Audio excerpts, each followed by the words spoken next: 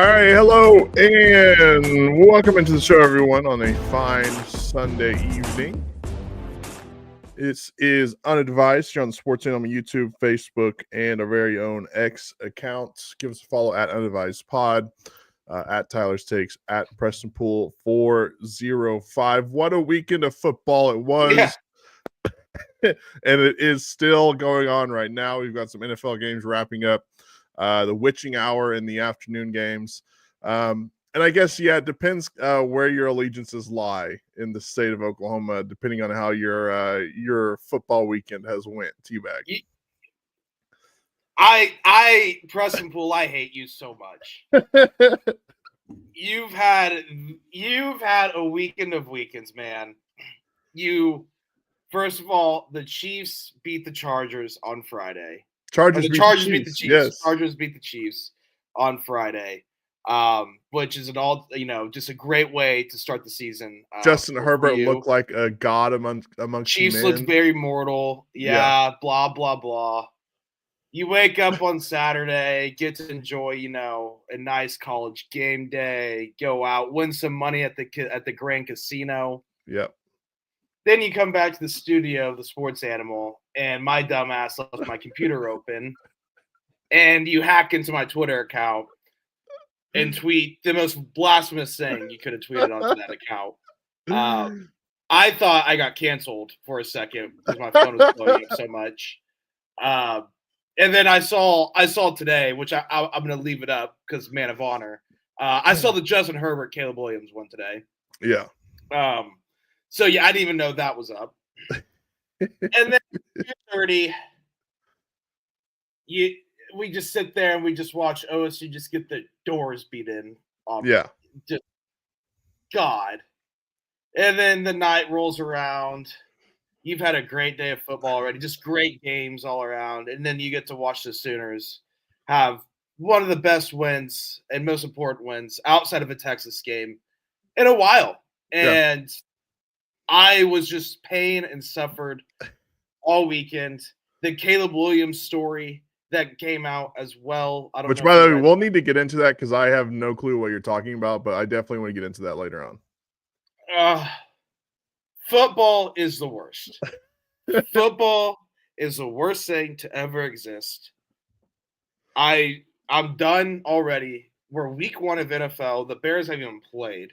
We're week 2 of college, and I'm done. This is probably our last show we'll ever do, so enjoy it, everyone.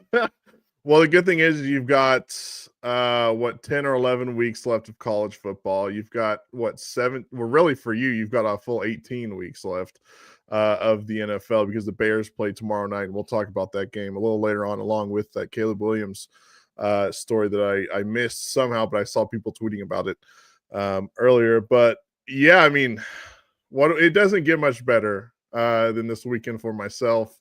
Yeah. I've had a blast. And hopefully we can continue it for another week. But let's just go ahead and talk about the Michigan and Oklahoma game. Oklahoma beats Michigan 24-13. Dominated Michigan, I would say, and should have scored probably 40 points, so close to that. I think on Michigan, but dumb penalties and special teams mistakes kind of hampered what they were trying to do last night. Yeah, definitely some self-inflicted wounds. It was. I remember whenever Michigan scored that 75-yard run right out of halftime. Yeah, right out of halftime. I was like, oh, you can't be effing around this game and letting Michigan just sneak around and hang around. And luckily, it didn't come back to bite them on the Sooners' behalf. But yeah, I mean, they were clearly the better team last night. Over Michigan. And yeah, like you said, definitely left some points up on the board. But at the end of the day, no matter what happens, OU came out with a win and you take it. And John Mateer, really good quarterback, playmaker, baller.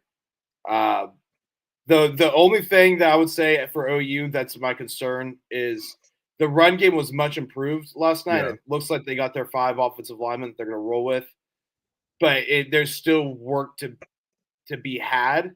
The good thing is Michigan's D-line and front seven is one of the best you'll play all season. Yeah, no, and that's kind of what they had 130 something yards rushing against Michigan. Let's make sure my mic was on. I just muted it earlier. But yeah, they had 130 something yards rushing against Michigan. I know most of that was from Mateer, but look, that's what you're going to get out of a Ben Arbuckle offense, right? The quarterback's going to run the football a lot. Still kind of trying to figure out the main tailback thing that Oklahoma wanted to do heading into the season, right? They have one like workhorse guy. Turns out through 2 games, T-Bag, that has just gone out of the window. They've still used a bunch of guys to run the football so far. Torrey Blaylock continues to look like the best running back on the team. I thought Javante Barnes was good down the stretch last night as well. What happened to Torrey Blaylock being out for like 4 weeks? I don't think that was ever true. Yeah, I mean, if you would have heard people on Sunday and Monday, they're like, it might be a while before you get Torrey Blaylock back, and then that's just what I rolled with my mind. And sure enough, you see yesterday, no, he stood up and good play. No, yeah, he was fine. He took a couple hits too, and he was good. Played the whole game. And then, like I said, Javante Barnes came in kind of late in that fourth quarter. When was the last time we saw an 8-minute drive in the fourth quarter from an Oklahoma offense to go out and kind of ice the game and just walk away with a win? It's been a long time since that's happened. Yeah, it's definitely been a while for that. I mean, I don't think probably in the Brent era, off the top of my mind. No, for sure not. Because Brent mismanaged the clock every time in those situations, right? It seems like those issues, I believe, have been fixed. I think Ben Arbuckle is a big part of that solution. It seems like he knows what he's doing when it comes to clock management and stuff like that, and having guys like a Kevin Wilson on the sideline and stuff like that with head coaching experience and a lot of football experience is helping out with that. But yeah, great game from the Sooners. Deion Burks played great at wide receiver. Jaron Kanik, I mean, where did this guy come from? Why the hell was he playing linebacker for this first 3 years? He's not the best blocking tight end in the world, but you throw him the ball and he's going to catch it. I mean, he had a one-handed catch to start the game yesterday at one point. Yeah, a big 3rd and 9. They pick it up with that one-handed catch. And by the way, the thing about him being a linebacker turned tight end, the dude craves contact. He's going to go out there and try and throw some blocks. He's out there. On one of Mateer's, it's not lack of effort. Yeah, on one of Mateer's touchdown, he laid a block that sprung him free to get into the end zone for the touchdown. So, big surprise out of Jaron Kanik the first 2 games. So, and then the defense. I mean, that defense was just dominant last night for Oklahoma. I was worried about the run defense heading into the game. Outside of that 75-yard touchdown, and I think Michigan had like maybe 3 yards to carry last night. So it was just a great defense overall from Oklahoma last night. Yeah, I mean, I think that game went about how most of us expected. I mean, I think obviously everyone was obviously hesitant because like we kind of got to see it to believe it. But I do think it kind of went how we expected at the end of the day. I really do.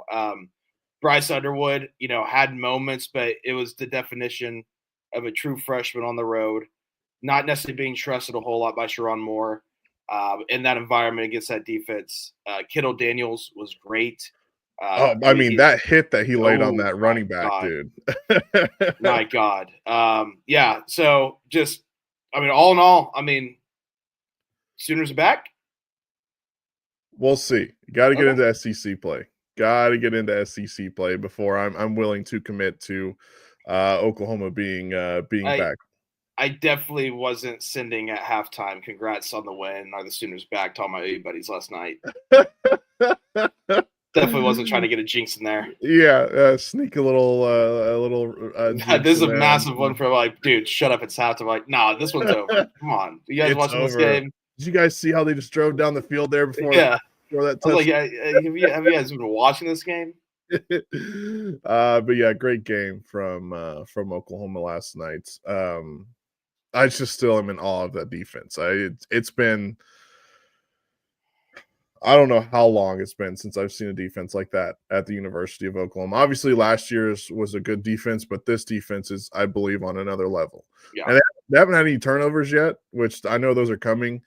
But, man, What a defense. They haven't really had opportunities though, because it's not like they've just been getting, it's not like there's just been the other teams like slinging and stuff. Like interceptions are way easier than getting like fumbles and stuff. Yeah. No, 100%. Also, to add on to the great weekend, Preston, I know we're going to talk NFL here in 10 or so minutes, but the Packers are really good. The Packers are really good. Yeah, they just scored another touchdown against the Lions. They are, yep, they are. They're pretty good. All right, how about that ass kicking that happened in Eugene, Oregon? 69-3, the most points scored against the Pokes since the great year of 1907. There's just no way you can bounce back. I mean, you still have Big 12 play ahead of you, right? But the road is long and tough, and it doesn't look pretty.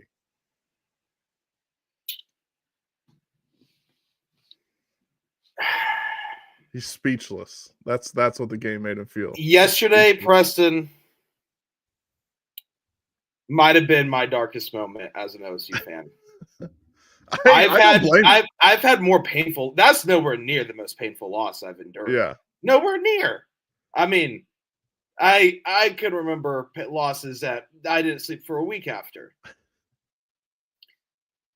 Yesterday was a moment where you realize, is this over?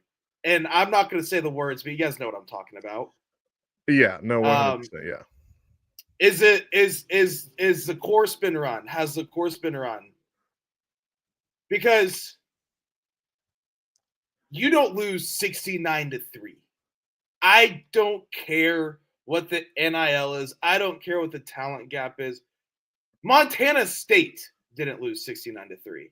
And it wasn't Dan Lanning trying to run up the score. Obviously, they came out with their hair on fire because of that whole drama, but they weren't just trying to run up the score all game. They pulled the starters after one drive in the third quarter. Yeah. Like they had their third stringers in there scoring on Oklahoma State's first team. That defense was so bad. So bad. So bad. The offense is once again the most vanilla basic scheme I've ever seen. It is Casey Dunn out there once again. Trent Howland, the one positive thing you had yesterday was that 16-play, 69-yard drive with Trent Howland just being a bully out there. You get to the goal line, you're like, what are we going to do? We're going to not give Trent Howland the ball. Just typical fashion. Pre-snap penalties. Multiple pre-snap penalties. False starts alone. There were 5 in the first 20 minutes of gameplay. 5. That is inexcusable. On an extra point, Preston. On an extra point. Yeah, they Oklahoma had 8. State had 9. Come on, Preston. Be nice. It was 9. 9 guys on the field for an extra point. How does that happen?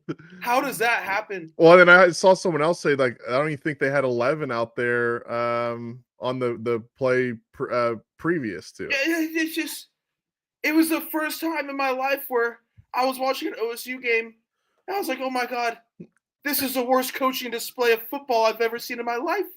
Yeah. It was horrible. It was so bad. And there was just a dark realization yesterday where it's like, hey, all good things end at some point.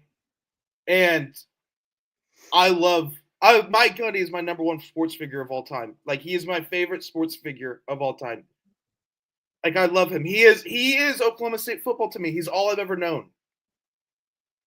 But in the last 4 years, you've had a season where you started 6-1 and collapsed and finished 7-6, where you lost 48-0. Then the next season, you followed it up with a 33-7 blowout loss at home to South Alabama and a 45-3 loss on the road to Central Florida. Yes, 10-4, made the Big 12 championship. It counts. It happened.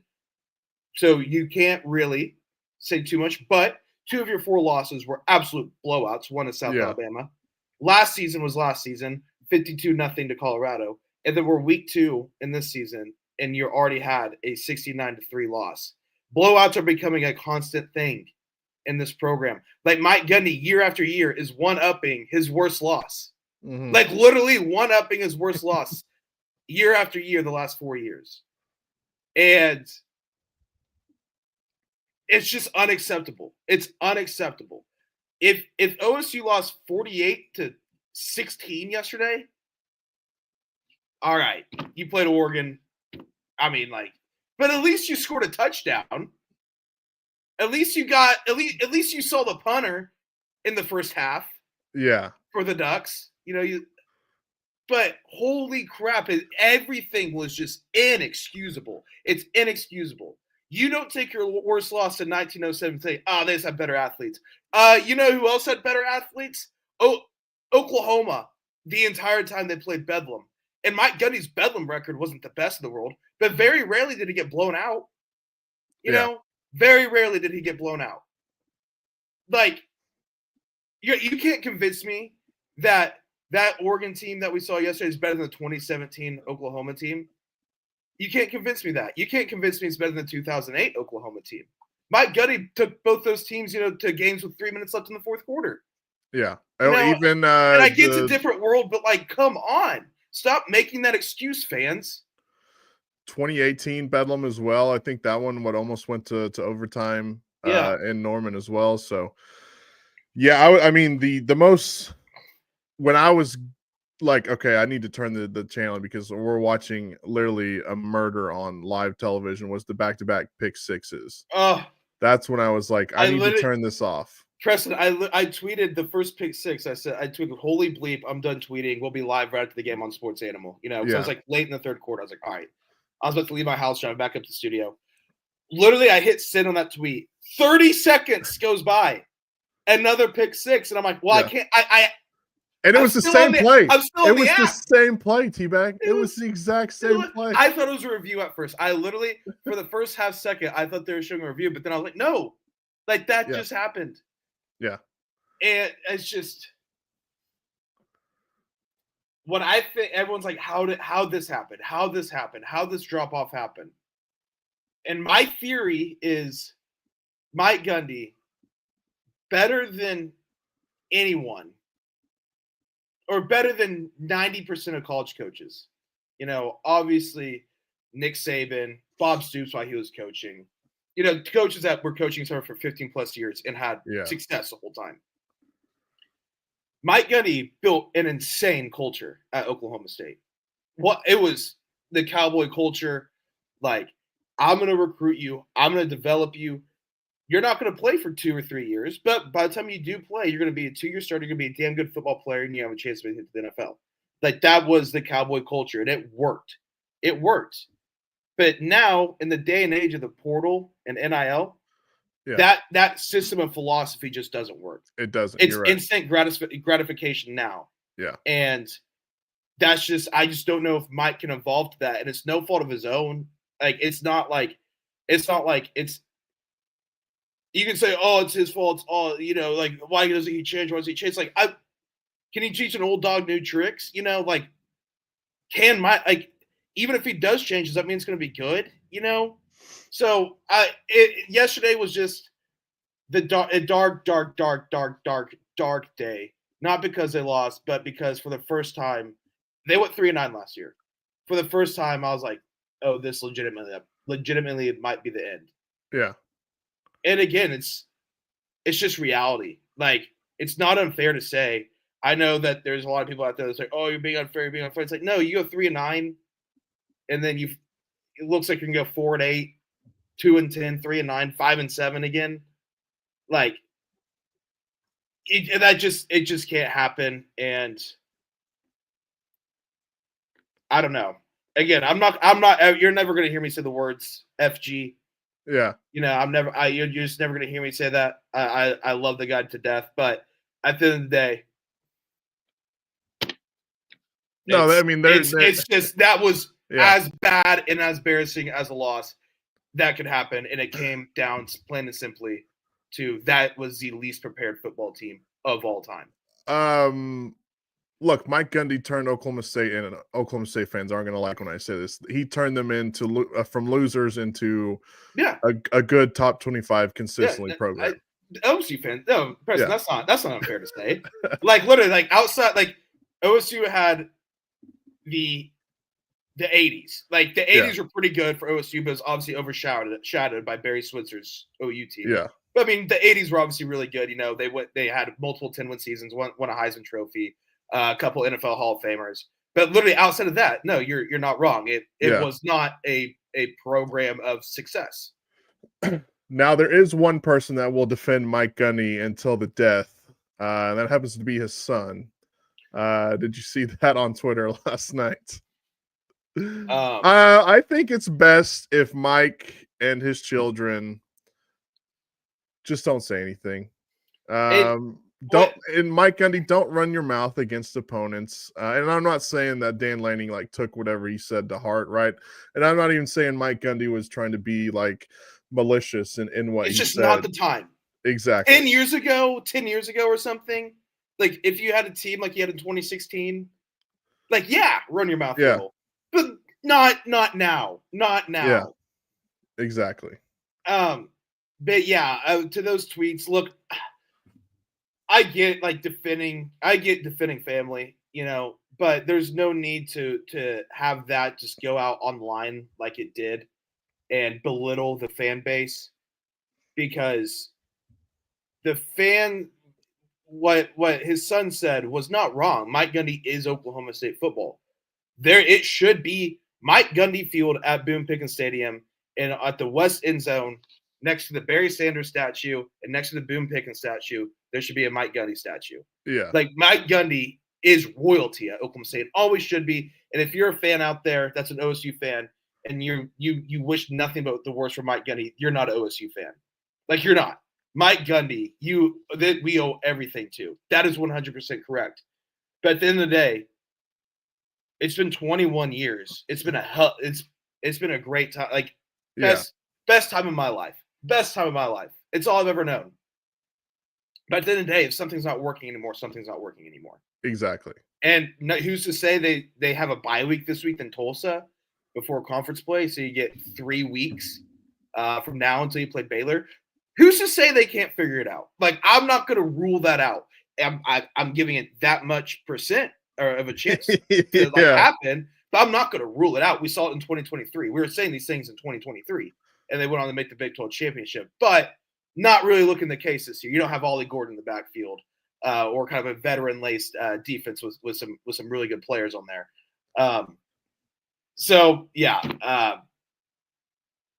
It's again. I'm never going to say those words, and I'm not saying it's going to happen and it needs to happen, but it's the first time where I started looking at the pamphlet and was like, yeah, maybe I should get on this ride. I would say it would be good for you to get on Amazon and look up like the cork boards, so you can get a big board ready to go, because that might be in your future, is what I would say if you're an Oklahoma State fan. Be looking at the different coordinators out there in college football right now. I broke Gideon, by the way, Preston. Did you hear this? Did you hear this part?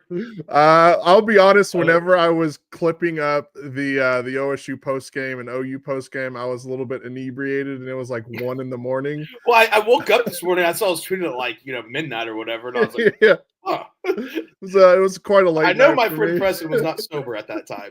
No. So if there's any mistakes in any of those when you're listening, that's why. But I did not hear the full post game. I heard parts here and there.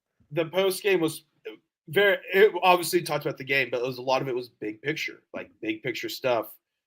And so we're kind of just talking about fans, and then I just go, Kalen DeBoer, and then Gideon just goes, he would win here. And then he stopped. He goes, he's like, Tyler, you just brought the fan out in me. Like that got me super excited. But you got to, it's towards the end of the show. You got to go back later and find it, because I know you understand like kind of the Gideon mentality with that. And I got him to completely break and fan out for about half a second. It made him mad. I was like, oh, we're gonna do this all season long. I'm gonna bring up some great ideas. Which, yeah, well, unfortunately, though, no one from Alabama won the Powerball last night. I don't know if you saw that clip of that lady. She was like, if I won the 1.8 billion, first thing I would do is I'd pay the 70 million to University of Alabama to get Coach DeBoer the hell out of by here. The way, guys, I saw. I was like, that looks like a boring podcast. And then after that, she's like, then I'd use the rest to get the AD the hell out of here too. And I'm like, geez, dude, these Alabama fans. All time video. All time. Yeah. And then it's just followed up. She also said she should give money to her church. Yeah, there you go. That's what I was followed up by the news lady. I was like, oh, that's awesome. SEC. But yeah, so anything else on college football? Oh, by the way, I don't like to pat myself on the back, but I will say this. After you guys wrapped up your pregame, I went on and I was talking about some of the games in college football, and I said, watch out for USF plus 18.5. What happens? The Bulls go out and upset the Gators in the Swamp, and they have the best resume in college football right now. I hate you because and Curtis Fitzpatrick. Curtis Fitzpatrick's a B, by the way. He texted me. He was texting me, like, me and Carrie during the game, like trying to like taunt me, and I literally just replied back a middle finger. He's like, all right, yeah, I deserve that. I'm like, yeah, literally the worst time to try to give a guy crap while he's down 55-3. The darkest moments of his life right now. Yeah. And also, I had Florida as my lock of the week because I thought that South Florida was just going to be. I was like, oh, this is smoke and mirrors. Vegas is going to deflate this line. Florida's going to win this game by 25 points. So I had Florida as my lock of the week. And, yeah. So, yeah, screw you for that because I was all over the Gators. And I was wrong. I was just really impressed by their win against Boise State the week before. I really like their quarterback. I think it's Baron Brown, something like that. I don't know. He's got a weird first name. Yeah. He's very tough runner too. So, but yeah, they've got the best resume. They got 2 top 25 wins through 2 weeks. So let's go. South Florida coach Preston. What do we say? I think he might be heading to Gainesville to coach the Gators. If we're being honest. Aus Golish. Yeah. Hey, he was a GA at Oklahoma State in 2008. All right, there you go. Some ties. Add that one to the big board right next to Kalen DeBoer. Add that one to the big board, baby. Yeah, that game was interesting. Other than that, I mean, kind of a week in college football. There was only like one top 25 matchup that OU Michigan. Kansas Missouri was fun. TCU SMU was fun. Yeah. Baylor SMU, yeah, double overtime in that. But that was like one of those that was a hidden game on the CW network. Yeah. By the way, I think and me included, a lot of people talked about the Baylor defense heading into the season. The Baylor defense is awful. No, yeah, horrible. The Baylor offense is good. The Baylor defense is terrible. Yeah, I tweeted after that first drive that Auburn had against them, where Baylor took them 3 and out. Dude, the Baylor defense is going to be really good this year. Whoa, boy. Yeah. Oh boy, my first football take of the year was not a good one. And then Mississippi State upsets Arizona State. Oh my gosh, that was last night as well. Yeah, Brennan Thompson. Brennan Thompson touchdowns for the game winner. The game winner. The Big 12. Bad day for the Big 12. Bad day for the Big 12. And it was close to being a really good day outside of Oklahoma State, obviously. Yeah. But I think we can like demote like the Oklahoma State just kind of a tier of its own in the Big 12. Be like, hey, forget what they do. Yeah. Move them off to the side real quick. We have no clue what those guys are doing, like standing in the middle in the corner, like picking their nose and stuff like that, scratching their butt. And they're like, yeah, we have no clue what those guys are doing right now. So so that was our college football recap. Now let's get into the National Football League, week 1 of the NFL. And let's start off with the Panthers and the Jaguars. And I will say this, hand up, I was wrong about the Panthers. I thought the Panthers would be a decent bounce back team this year, and it turns out they're just not going to be any good, I don't think. They had 3 or 4 good games last year. We were like, hey, they ended the season. Bryce Young was on a roll. They didn't win a lot of the games at the end of the season because they played like good teams, but they were taking good teams to the brink at the end of the season. I'm like, all right, these guys might have some juice to start next season. They did not have any juice. But shout out Chuba Hubbard, their only touchdown of the day. He got at the end of the game. Jaguars win 26 to 10. But yeah, my main takeaway from that game is hand up, I was wrong, and I'm ready to move on from that take about the Panthers. So yeah, just let it go now. Yeah, we'll flush that one down the toilet. The New York Football Giants and the Washington Commanders. Commanders win that one 21-6. Jaden Daniels had some great plays in this one. The Giants, I don't like to pat myself on the back, but I've said for years now that Russell Wilson is an absolute bum.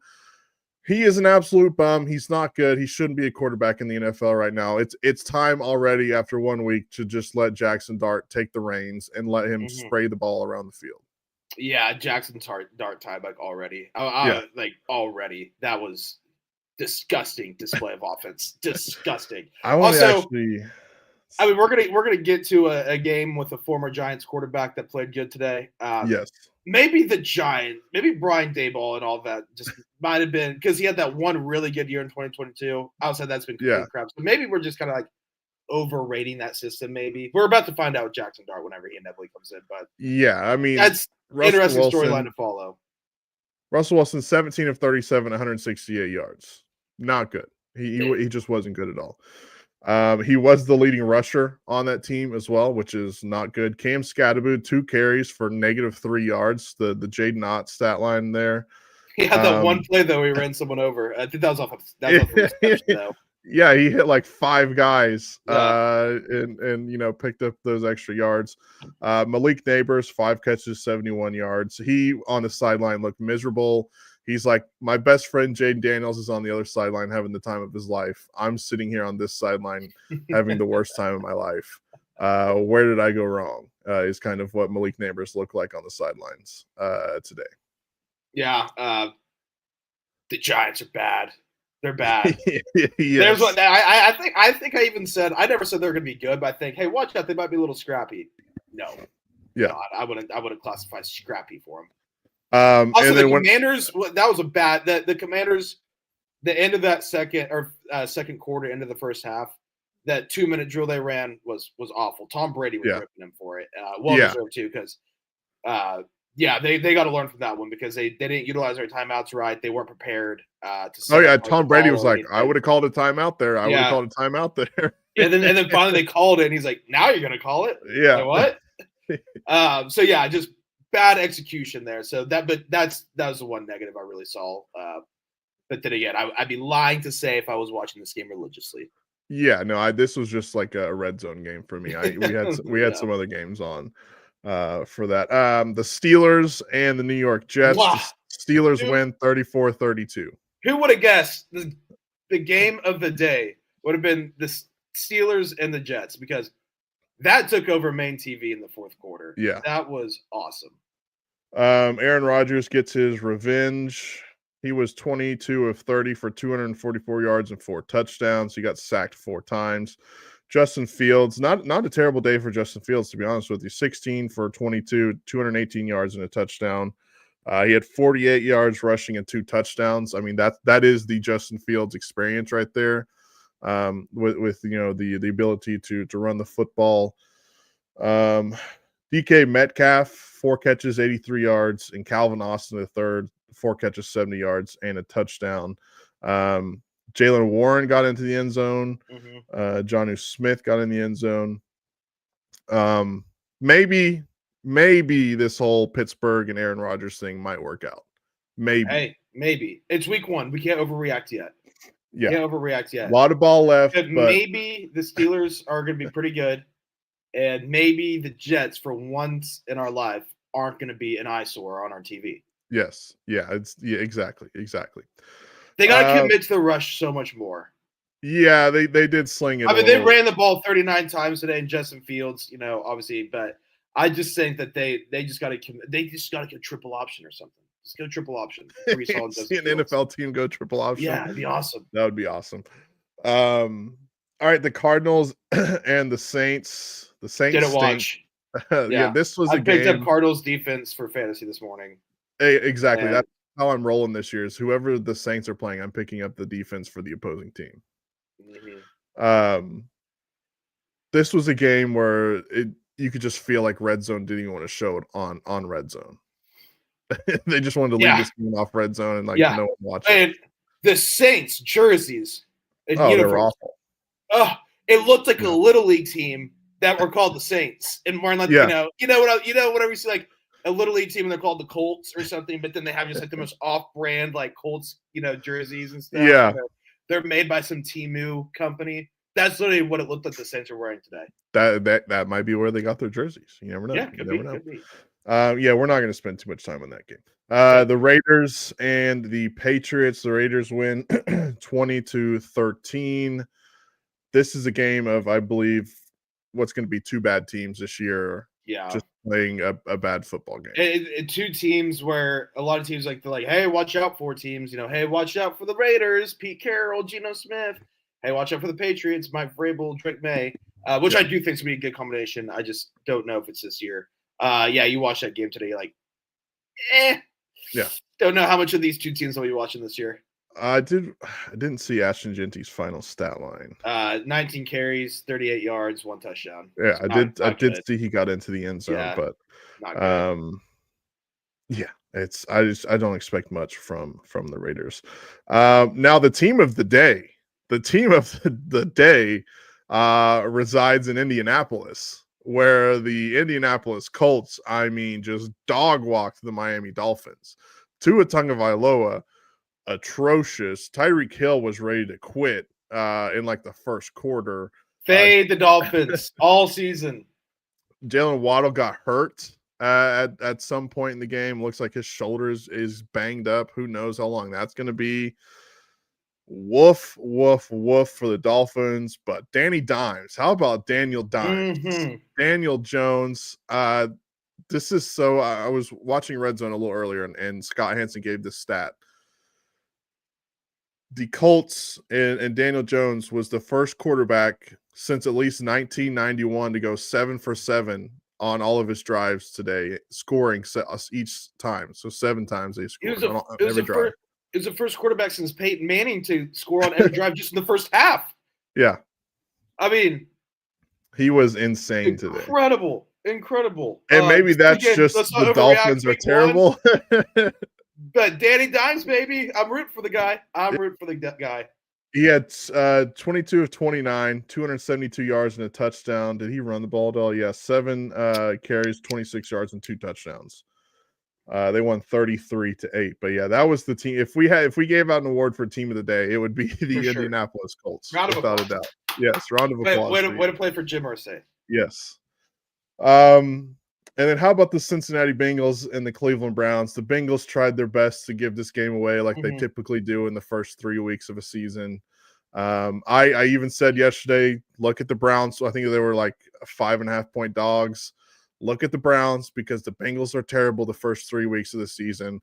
I think Joe Burrow got sacked 1 million times today. Myles Garrett almost had 3 sacks in a row on one drive on Joe Burrow. That's how bad that offensive line played for the Bengals today. But they sneak away with a 1-point victory, 17-16. AFC North football back in week 1 because that was a gross game that had some almost chaotic moments, but never really got there. Missed field goal there at the end by the Browns, but when I say at the end, with minute and a half, 2 minutes left, whatever it was. Yeah. But yeah, AFC North football back already. It's weird. It's always weird watching AFC North football in September because it's wait, no, it's supposed to be late November. Yeah. And it's supposed to be snowing outside. And you can see everyone's breath, and it just looks like a miserable time. And the grass is just completely dead. Yeah. And then how about this could be up there for game of the day, the Buccaneers and the Falcons. Yep. The Buccaneers win 23-20 because Younghoe Koo missed that field goal to send it to overtime. So the Bucs escaped, but it was a disgusting first quarter for the Buccaneers. It was not a good first quarter at all. Yeah, and then Baker Mayfield, they're down 20-17. Baker Mayfield threw that touchdown pass, and the kicker decides to miss an extra point. Yeah, and it almost screwed them big time when Younghoe Koo missed that field goal to tie the game at the end. The Bucs kicker had the biggest sigh of relief of all time because he almost screwed his quarterback and his offense and his team. big time missing that extra point. Yeah.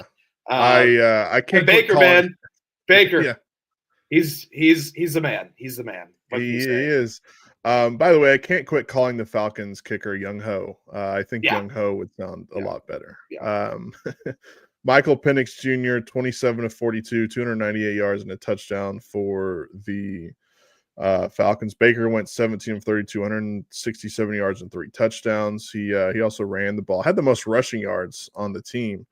And he only ran it 5 times. Bucky Irvin carried the ball 14 times and had 2 less yards than Baker Mayfield. So, all right, let's get to the afternoon games that are going on right now. Let's see what we got. Only 3 games going.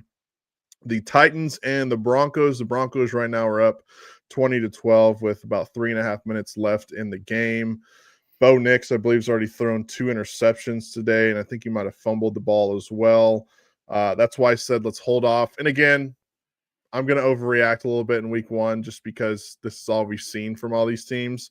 But this is why I said let's hold on. Let's wait a little bit on the Bo Nix hype train. Yeah, sophomore slump a little kicked in today. Titans a scrappy team. I really didn't watch much of this game though. It was pretty boring through. And it went into like a rain delay too, so it was a little bit later. We shifted the Lions Packers onto main TV and then put Red Zone on the second TV. Yeah. And then the Packers went up whatever it was 13-0, 14, and I was like, I'm gonna take a little hour nap here. This gives like a good nap time to forget all about this. Yeah. So the afternoon slate for me. Not gonna lie, drank a lot last night. The second I got home, Preston, I'm not kidding. I think I drank 6 beers about 90 minutes. Like watching the beginning of that OU guys. Like I was, drank a lot last night. It's sad. It wasn't a fun drink. It was a sad, pitiful drink. And didn't sleep the best. Woke up early and. I needed to get a nap in at some point today, and so that was during the afternoon slate because I was going to watch the Lions Packers, so it'd be fun. Then I saw the Packers were really good at football, and I said I'm not going to let this ruin my weekend even more. So I fell asleep for a while. I was on the Irish whiskey last night, and let's just say it was flowing pretty smoothly throughout the evening into the late night. But I woke up feeling great today, so. Can't complain. Let's talk about that. Well, that game just went final and moved down my list here. That Packers and Lions. Packers might be for real. They might be for real. They are. They are. I don't like it. Jordan Love, 16 of 22, 188 yards, 2 touchdowns. They beat the Lions 27-13. Jared Goff, 31 of 39, 222 yards, a touchdown, and an interception. I mean, not a terrible game from Jared Goff at all. Yeah, and Michael Parsons had a sack. Yeah, Michael. Shout out Michael Parsons, new Green Bay Packer. I thought he wasn't going to play because of his back. At least that's what all the Cowboys fans have been telling me over the last week since he got traded. But he did play, and he looked pretty good for the Packers. The Lions, are we concerned? Again, week 1, but we're going to overreact no matter what. Are we concerned at all about the Lions? Only 13 points. Today. Yeah. I am. That interior offensive line got all replaced all the way through pretty much. Their defense struggled big time today. I think it can improve throughout the season. But I just don't know if we're going to see the same offense we saw last year. So still would say they're a playoff team, depending on how the Vikings and Bears look tomorrow. Because I think those are obviously the 2 teams in the NFC North with a lot of question marks because what's J.J. McCarthy and what's year 2 Caleb Williams, year 1 under Ben Johnson. I would still say Lions are a playoff team, but I don't think they're going to be – I mean, it sucks. I think last year was a Lions opportunity, and they just got hurt. They got hurt everywhere. And then their offensive defensive coordinator leave. Yeah. And then they had a bunch of guys leaving the offseason as well, got paid or retired. So the last one in the afternoon slate, Texans and Rams. This has been a gross game. 14-9 is the score. There's a minute 20 left in the game. The Rams have the ball. So they just need a couple of first downs to ice this thing out. Puka Nacua, somebody made him bleed his own blood. He was like bleeding and had to be leave the field a couple times because they couldn't get his face to stop bleeding in this game. He still was out there playing. Other than that, it's just, again, it's week one. It's going to be a lot of ugly football from a lot of these teams because a lot of their starters haven't really played much yet, outside of maybe a quarter here and there in the preseason. It might be a week or two before we start seeing a lot of these teams really come into form and playing like what they're going to play the rest of the season. Yeah, that's I stayed away from gambling altogether today. Outside of, obviously, can't help myself. The game we're probably about to talk about, I did take a bet in tonight's game because I had to. I didn't have to, but it was right there for the taking, so I did.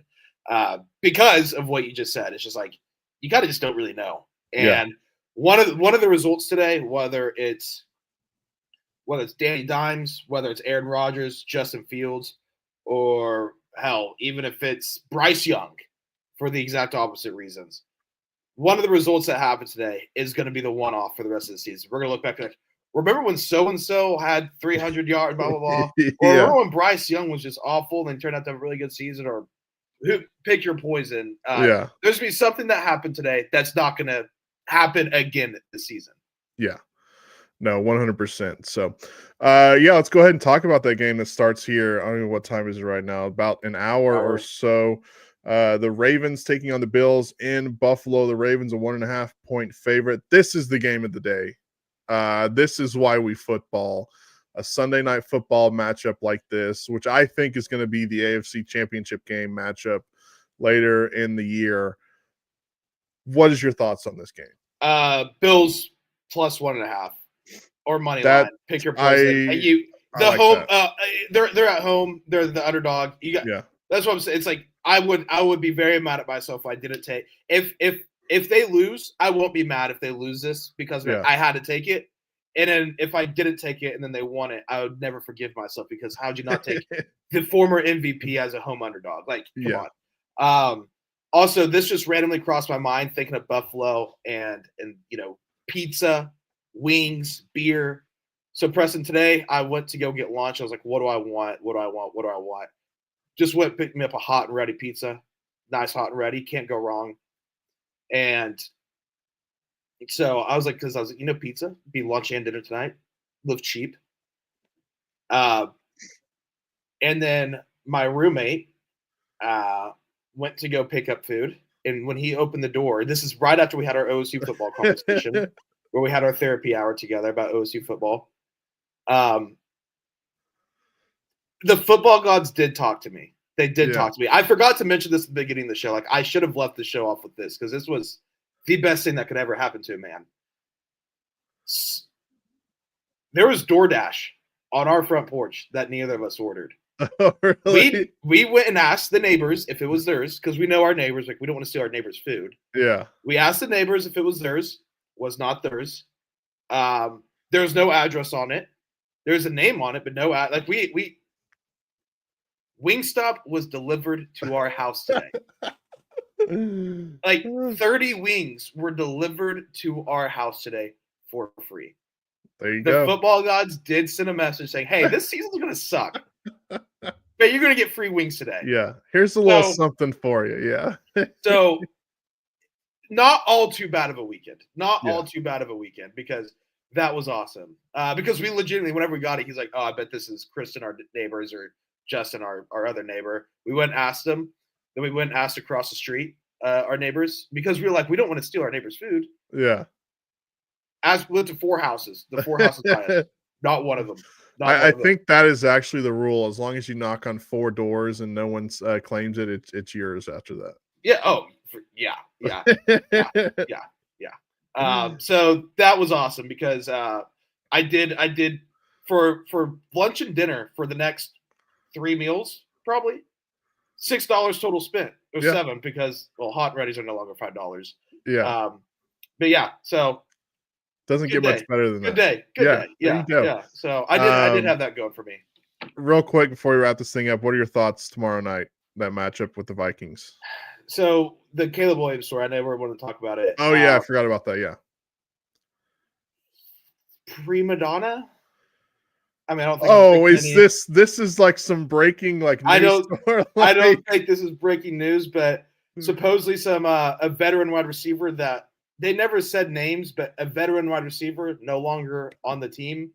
Keenan Allen probably plays for your LA Chargers. I would venture to say, use the words "Are you bleeping kidding me?" all the time about him. Caleb wanted to simple down the offense to quote JV it. He wanted to, he wanted ready, set, go instead of, a cadence with numbers and colors to like help, call out blitzes and formations, Yeah. So again, this was all last season. This was under just complete chaos. Matt Eberflus not a good head coach, but Caleb Williams was obviously guilty of a lot of that own dealing. Just not a good article that I needed to come out this week. Again, I don't think it was breaking any news to anyone, but it was just like, of course, I decided to read this like right after my team loses 69-3. And the reason that I think we can go ahead and say it was Keenan Allen is the way he talked about Justin Herbert Friday night, or he was like, this guy's just like amazing, like all this other stuff. And then like now hearing that, I'm like, yeah, that was definitely my guy, Keenan, which he's one of my favorite players to watch play. So whatever he says goes, in my opinion. Yeah. But I don't know, Preston. It's going to be interesting. For both teams. Both teams are going to be very interesting because Vikings a 1.5 point favorite right now. This game playing at Soldier Field. I think it's going to be a good game. I think I like the Bears this year. I don't think that I'm too high on the Vikings, but again, week 1, who knows? So sorry, because literally I opened my Twitter and I was looking at Caleb Williams on Twitter earlier. Yeah. And I do have this pulled up. I'll read this for you. So this is the end of the article, kind of the end of the article. Yeah. For all the talk about wanting to be great, this new quarterback didn't seem to have the desire. When he wasn't storming away from a coach, he was telling veteran wide receivers how to run their routes before even taking a game rep himself. In the meeting room, he barely said a word and didn't pay any attention. Coaches often caught Williams on the wrong page of the game plan. He blew off film sessions and lifts. Chicago made him captain. Games began and chaos reigned. That's kind of the part where the news breaking part of that was primarily where it's like, okay, like we knew of all the prima donna stuff, like not breaking news. Was the part where it was bad, where it was like, ooh, like he did not care to pay attention in film, or skipping workouts, like, ooh. Yeah, you can't have that. Not good. You can't have that. Not good. So Preston, not giving up on Caleb Williams. Not giving up on Caleb Williams. This football season could really suck, though, is all I'll say. Thank God for Ben Johnson. Look, we've got basketball here in a couple of weeks. So if things go bad, you can always just revert to basketball season. It is nice. I will say, it is nice accepting the fact you're going to – I can't be hurt this year by OSU football. The Bears, I think, can hurt me. I do believe the Bears can hurt me. OSU can't hurt me, so that's nice. That's nice. Like I got the pain out of the way. I'm undefeated since the Thunder won the title. I have not lost anything yet, so I'm hoping this. You're welcome. I sold my soul for me and you. You're welcome. Yeah. I'm hoping this continues. I was at doing a football game Friday night, so I didn't really get to watch the Chargers game, but I had it on my phone to like see like if anything happened, I could like look down and see it. And then after the game, I'm like leaving, walking down the stands, just like watching the game, getting in my car, sitting in the parking lot, watching till the end of the game, and I had the biggest smile on my face. I mean, my grin probably reached my ears. That's how big I was smiling because. Look, there was a lot of crap talked about my guy, Justin Herbert, over the offseason. Mm-hmm. And what did he do? He went out and he balled out. And hopefully he can just keep doing that and win a playoff game this year. He finally got laid. Yeah. That's all it took. I mean, come on, man. That was a great tweet. I said, it said Justin Herbert lost his virginity and decided to be good at football again. Yeah. Which, by the way, they were pictured out in Hollywood, I think last night or the night before that. Justin Herbert and Madison Beer, and right behind Justin Herbert in one of the pictures was Joe Alt, the left tackle, and it's like, yeah, that's who I want going out with my quarterback, like backing him up. That way, he's always got his back, no matter what. Yeah. That's a good left tackle right there. All right, that's gonna do it for us. We'll be back later here in the week. Probably Tuesday. We've got to check the schedule up at work, but Tuesday, Thursday for sure. We might record a little early like we have been on Thursdays, because I think that works out better for both of us. So, but yeah, that's going to do it for us. Enjoy the football tonight and tomorrow nights, and we'll be back. Have a good one, everyone.